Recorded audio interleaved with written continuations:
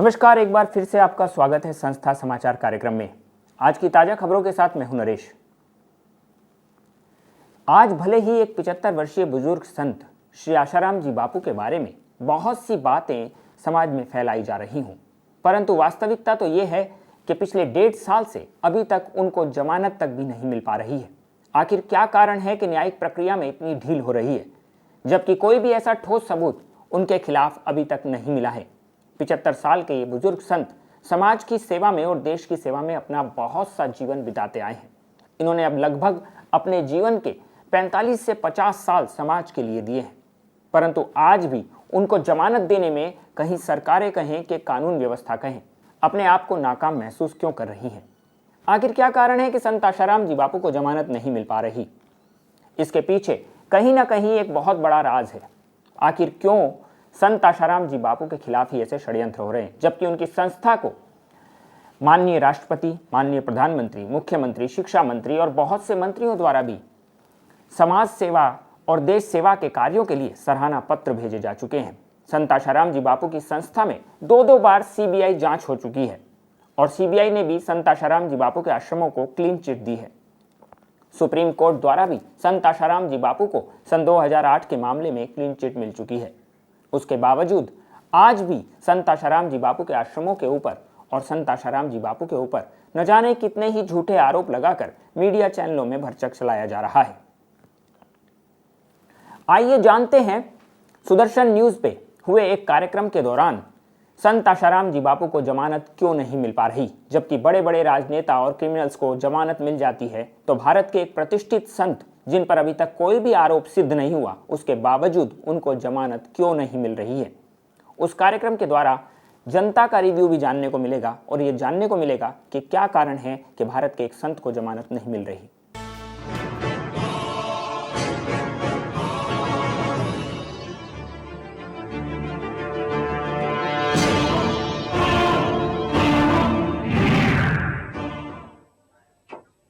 नमस्कार, मैं हूं सुरेश चौहान की और आप देख रहे हैं बिंदास बोल। बिंदास में हम आपके सामने मुद्दा लेकर आए कि आखिर आसाराम बापू को 1 साल होने के बावजूद भी जमानत क्यों नहीं मिली। इस देश में पिछले 1 साल में कितने ऐसी घटना है जिस पर लोगों को आरोप हुए, वो जेल में गए और उसके बाद बाहर आए। उसमें 2.25 लाख करोड़ रुपए का जो घोटाला है 2G वाला, उसका प्रमुख आरोपी से लेके बाकी सारे आरोपी भी जेल के बाहर है। चुनाव भी उसमें से कुछ लोग लड़ चुके हैं। तमाम प्रकार के आरोप जिनके ऊपर लगे और तहलका का संपादक तरुण तेजपाल भी बाहर है, लेकिन आसाराम बापू अभी भी अंदर है। 1 साल हो गया है। 1 साल में उन जिस लड़की ने आरोप लगाए उनके मां बाप की तक अभी तक गवाही नहीं हुई है। सुनवाई इतनी धीरे चल रही है। फास्ट ट्रैक कोर्ट जिसको कहा जाता है, वो अगर इस स्थिति में है, इतने स्लो है, तो इस विषय का न्याय कब तक मिलेगा। जानकार कानूनी विशेषज्ञ लोग कहते हैं कि जिस सजा को अगर सजा भी साबित होती है, गुनाह भी साबित होता है, तो सजा केवल 3 साल हो सकती है। ऐसे आरोप में किसी को 1 साल तक बगैर बेल के आप कैसे रख सकते हैं। कई मुद्दे हैं। लोगों ने इसको लेकर जनाक्रोश के रूप में अपनी प्रतिक्रिया दी है और नारी शक्ति के लोगों ने आज दिल्ली में 20,000 से ज्यादा लोगों का बड़ा मार्च भी किया है। ऐसे में हमको लगा कि 1 साल बाद इस मुद्दे को उठाना चाहिए, क्योंकि जो विश्लेषण अन्य मीडिया करेगा उसमें सच विश्लेषण हो, इसलिए आज का बिंदास हमने आपके सामने रखा है। बापू के विषय पर आज का ये बिंदास हम आपके सामने लेकर आ रहे हैं। हमेशा की तरह कॉल करके जरा डिटेल में मुद्दे को देखते हैं। संत आसाराम बापू को जेल में 1 साल पूरा, 1 साल बाद भी नहीं मिल पाई बेल। बीमारी के इलाज के लिए भी जमानत नहीं मिली। पत्रकार तरुण तेजपाल पर रेप का आरोप लगा, जमानत मिल गई। कई और बड़े बड़े आरोपियों को जमानत मिल गई, लेकिन आसाराम बापू को जमानत क्यों नहीं। जेल में बापू की सेहत दिन पर दिन बिगड़ती गई। जेल के बाहर बापू के भक्तों का विलाप कर बुरा हाल। दिल्ली में बापू के समर्थन में सड़क पर उतरे हजारों भक्त।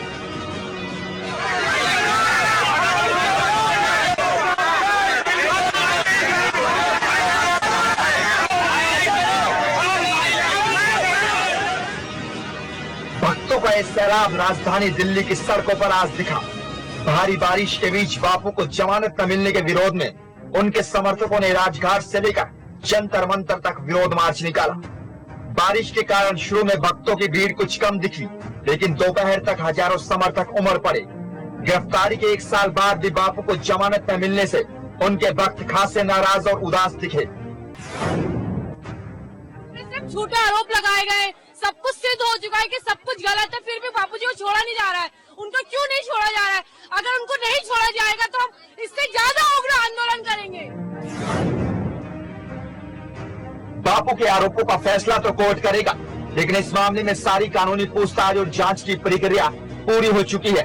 उसके बाद भी बापू को जमानत न मिलना हैरान जरूर करता है। इस देश में 2.25 लाख करोड़ रुपए के घोटाले के आरोपियों ए राजा, कनिमोझी, शाहिद बलवा जैसे लोगों को जमानत मिल चुकी है। 80,000 करोड़ रुपए के आरोपी पूर्व मंत्री सुरेश कलमारी जमानत पर बाहर है। चारा घोटाले के आरोपी लालू यादव सजा पाने के बावजूद शान से राजनीति कर रहे हैं। आईपीएल ने घोटाले के आरोपी ललित मोदी लंदन में शान की जिंदगी गुजार रहा है। आदर्श घोटाले में आरोपी कांग्रेस नेता अशोक चौहान की गिरफ्तारी तक नहीं हुई। मुस्लिम धर्मगुरु इमाम बुखारी के खिलाफ दर्जनों केस हैं, लेकिन पुलिस की हिम्मत नहीं कि उन्हें गिरफ्तार करके कोर्ट के सामने पेश कर सके। रेप के मामले में आरोपी तहलका मैगजीन के प्रधान संपादक तरुण तेजपाल को भी जमानत मिल चुकी है। ऐसे में सवाल उठता है कि आखिर समाज सुधार के लिए सैकड़ों काम करने वाले आसाराम बापू को बेल कब मिलेगी। आइए, कई कॉलर हमारे साथ जुड़े हैं, उनके पास भी चलते हैं। जय हिंद। जय हिंद सुरेश जी, मैं बोलना चाहती हूँ कि मेडिकल रिपोर्ट में जब ये बात साबित हो गई है कि लड़की के साथ कुछ नहीं हुआ, तो फिर बेल मिलनी चाहिए, वरना लोगों का कानून और न्याय व्यवस्था पर से विश्वास ही उठ जाएगा। न्याय व्यवस्था से विश्वास उठ जाएगा अगर ऐसी चीजें होती रही। खास करके 75 साल जिनकी उम्र हो गई है, उनके ऊपर ऐसा आरोप, जिस आरोप की 1 साल में एक पुष्टि भी नहीं हो पाई, तो आप फिर भी उनको जेल में क्यों रख रहे? ये सवाल सबसे बड़ा है। अगले कॉलर, बोलिए, क्या कहना है आपको? हेलो, मैं जल्पा मित्रा बोल रही हूँ बॉस्टन अमेरिका से। हाँ, और हम लोग को दिक्कत ये आ रही है कि जब फरवरी में पुलिस को सारे डॉक्यूमेंट मिले कि लड़की बालिग है, और फिर भी अभी अगस्त हो गया है, अभी तक उन्होंने डॉक्यूमेंट दिए नहीं। कोर्ट भी सख्ती से पुलिस वालों से ले नहीं दिया। ऐसा क्या दबाव है पुलिस पे कि वो दे ही नहीं पा रहे हैं उनको डॉक्यूमेंट कि बापूजी बाहर ना आए? पॉस्को अभी तक हट क्यों नहीं रहा है? क्या बापूजी के लिए पॉस्को बनाया गया है? ये बताइए, क्यों नहीं हमारा इंसाफ हो रहा है? भारत में रहने में इतनी प्रॉब्लम हो रही है भारत के संतों को। धन्यवाद। ये जो भगिनी ने यहाँ पर मुद्दा उठाया है, शायद दर्शकों को पता नहीं होगा, इसलिए मैं अपडेट करूं, क्योंकि आसाराम बापू से जुड़े हुए न्याय वाले जो पक्ष है वो मीडिया में आते ही नहीं।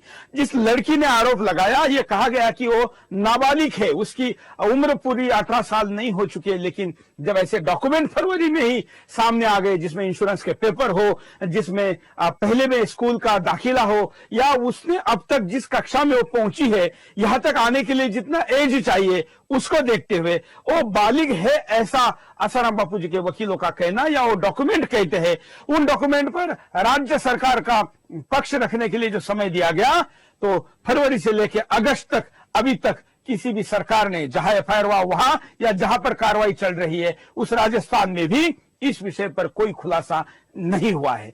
क्यों? अगर यह साबित होता है कि उसकी उम्र क्या है, तो उनके ऊपर लगा हुआ जो कानून है जिसमें बेल का प्रावधान नहीं है, ऐसा कहा जाता है, वो कानून ही अब हट सकता है और उससे बहुत बड़ी राहत उनको मिल सकती है। अगले पर पवन शर्मा नोएडा से बोल रहा हूँ। हाँ, एक हिंदू राष्ट्र में अगर एक हिंदू संत सुरक्षित नहीं है तो वो कहाँ होंगे? आखिर में हिंदू संतों को कहाँ जाना होगा? पहले दूसरी जितनी भी पार्टियां आई थी, उन्होंने एक राजनीतिक लाभ के लिए एक संत को जेल में डाल दिया गया, और आज उनको जमानत तक नहीं मिल रही, स्वास्थ्य के आधार पर भी नहीं मिल रही। अगर हिंदू राष्ट्र में हिंदू संत को सताया जा रहा है, तो फिर उनको न्याय कहाँ मिलेगा? इसमें बहुत बड़ी चौंकाने वाली बात यह भी है कि अगर किसी को मेडिकल इमरजेंसी है, तो उसके लिए सुनवाई का भी क्या तरीका होना चाहिए? न्याय व्यवस्था की अभी धज्जियां उड़ रही है इस पूरे प्रकरण में। कोर्ट के ऊपर टिप्पणी करने का संकेत मीडिया में नहीं है, लेकिन जब बात करोड़ों लोगों के श्रद्धा की आती है, या न्याय को देरी मतलब अन्याय होता है, तब यह टिप्पणी करना जरूरी हो जाता है। अगले कॉलर, जय हिंद। मैं आकाश चौधरी बोल रहा हूँ रुद्रपुर से। मेरा कहना यह है कि हमारे कानून में एक तो जो है बलात्कार की परिभाषा ही क्लियर नहीं है। दूसरी बात ये कि अगर ये सारे केस झूठे निकलते हैं तो क्या कानून जो है उस लड़की को भी जो है सजा देगा जिसके कारण उसकी मानहानि हुई है पूरी दुनिया में? ये चीज सोचनी चाहिए और उससे भी उतना ही जो है कार्यवाही करनी चाहिए जितनी मानहानि में उसकी हुई है, अगर झूठे निकलते हैं। बस इतना ही कहना चाहता हूं। धन्यवाद। ये बिल्कुल एक ऐसा तर्क है कि आप न्याय की जब बात करते हैं तो कहीं आप न्याय के लिए दूसरे के ऊपर अन्याय तो नहीं कर रहे हैं, ये भी तो देखना चाहिए। क्योंकि अगर जैसे स्कॉलर ने कहा वैसे अगर ये सारा मामला जो कि सारे लोगों का, बापूजी के भक्तों का भी ये मानना है या न्यायिक एक्सपर्ट है उनका भी ये मानना है कि ये सब कुछ फर्जी निकल जाएगा, अगर ऐसा होता है तो बापूजी के इस एक साल को, 6 करोड़ लोगों के भावनाओं को, हिंदू धर्म के इमेज को, ये सब कुछ जो नुकसान हुआ है इसकी भरपाई आखिर कौन करेगा? जरा उपाय देख लेते हैं। बापू को इंसाफ मिले। आसाराम बापू के मामले की जांच में कई गड़बड़ियां हुई हैं। मीडिया के दबाव में साजिश रचने वाले लोगों की पूरी तरह पड़ताल नहीं की जा सकी, जिसके कारण कोर्ट को भी इंसाफ करने में दिक्कत आ रही है। इसके लिए बुजुर्ग बापू को जल्द से जल्द इंसाफ दिलाना जरूरी है। समर्थक लगातार इंसाफ मांगे। पूरी दुनिया में फैले आसाराम बापू के समर्थक वैसे तो लगातार इंसाफ की मांग को लेकर धरना प्रदर्शन कर रहे हैं, लेकिन एकजुट होकर अपनी बात रखना जरूरी है। आखिरकार इंसाफ मांगने में कोई बुराई नहीं है। मीडिया ट्रायल बंद हो। आसाराम बापू के खिलाफ मीडिया के एक हिस्से में अनाप शनाप आरोप चल रहे हैं। बापू के खिलाफ साजिश रचने वालों ने विज्ञापन आदि में पैसा खर्च करके ऐसे मीडिया हाउसों को एक तरह से खरीद लिया है, लेकिन उनको कोई हक नहीं बनता कि राष्ट्र के इतने बड़े संत का अपमानजनक मीडिया ट्रायल किया जाए। आरोप लगाने वालों को सद्बुद्धि आए। बापू के खिलाफ झूठा आरोप लगाने वाली लड़कियां किसके दबाव में है ये तो नहीं पता, लेकिन उनके समर्थक यही दुआ कर सकते हैं कि इन लड़कियों को सद्बुद्धि आए और वो पाप में भागीदार बनने से बचें। ये बिल्कुल आप जो बातें हम तक पहुंचाते हैं ये हम आपके ही बातों को विदाउट एडिट लोगों तक पहुंचाते हैं। आपने जो कारण, परिणाम और उपाय बताए वो हमने ज्यादातर लोगों ने बताए हुए बातों को आपके सामने रखा है। संत आशाराम जी बापू भारत के कोई साधारण संत नहीं है। ये वो संत हैं जिनको सभी संतों ने मिलकर अपना अध्यक्ष चुना था संत सभा में। ये वो संत हैं जिन्होंने विश्व धर्म सम्मेलन में भारत का प्रतिनिधित्व किया था। ये वो संत हैं जिनको नासा के बड़े बड़े वैज्ञानिक अपना गुरु स्वीकारते हैं। नासा के वैज्ञानिक संत आशाराम जी बापू के सत्संगों में आते हैं, उनसे दीक्षा लिए हैं और संत आशाराम जी बापू का सत्संग सुनना अपना भाग्य समझते हैं। संत आशाराम जी बापू के साधकों की संख्या भी आज करोड़ों में है।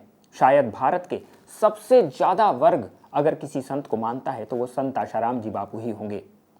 पर ऐसे भारत के प्रतिष्ठित संत को आज बदनाम करने का प्रयास किया जा रहा है। इसीलिए हम आपसे अनुरोध करना चाहेंगे कि आप सच को जानने की कोशिश करें। इन षड्यंत्रों के पीछे का सच कुछ और ही है। सच से जुड़ी खबरें जानने के लिए आप लॉग ऑन कर सकते हैं www.ashram.org। संस्था समाचार कार्यक्रम आप देख सकते हैं YouTube पर भी। ये कार्यक्रम आपको कैसा लगता है आप अपने सुझाव भी भेज सकते हैं itv@ashram.org, मंगल में live@gmail.com पर। कल फिर मिलेंगे हम अपनी उन्हीं खबरों के साथ। तब तक के लिए आपसे इजाजत चाहेंगे। नमस्कार।